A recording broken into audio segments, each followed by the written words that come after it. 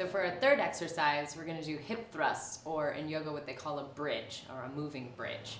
So you're gonna start on your back, your heels close to your butt, you're gonna lift all the way up, squeeze your butt at the top, and then slowly lower back down, touch, and go right back into it.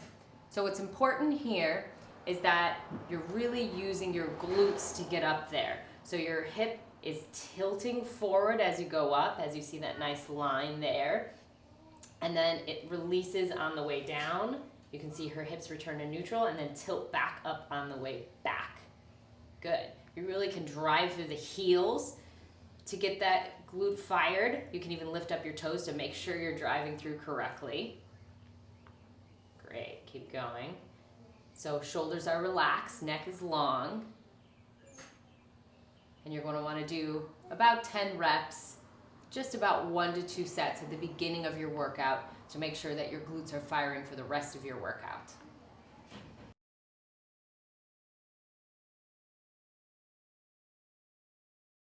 So for our next variation of the hip thrust, we're just going to do it with one leg. So everything is the same, except you're going to put your feet together, you're going to raise one leg in the air, and you're going to lift up. Now it's going to be a lot more challenging, a lot more work for the glutes, and you want to make sure to keep your hips level so that you're not lifting up with one side or the other.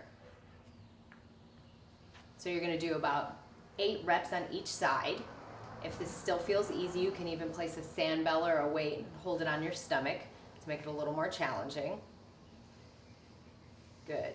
Really squeeze, keep that hip tilt, just like we were in the last one. And it looks great.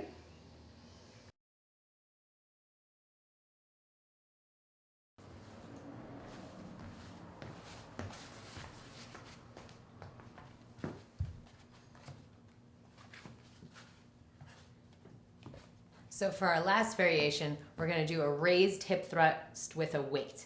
So have your feet up on something. These are just yoga blocks, but you could have it up on a bench, a chair, as long as it's not too high. You're going to have the weight a little lower down on your belly, just to add a little more difficulty.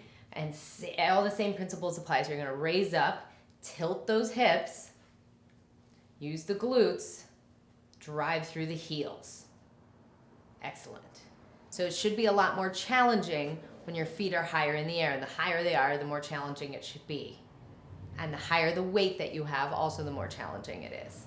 Keep those shoulders relaxed, neck long, and try not to let the knees come out and in too much. You want to keep them solid. If you really need to, you can put a yoga block in between your knees. So you're going to do about 10 to 12 reps of that. If you're just warming up, you can just do 1 set of this for a warm-up. If you want to really make it heavy and do it as part of your workout, you can do up to 3 sets.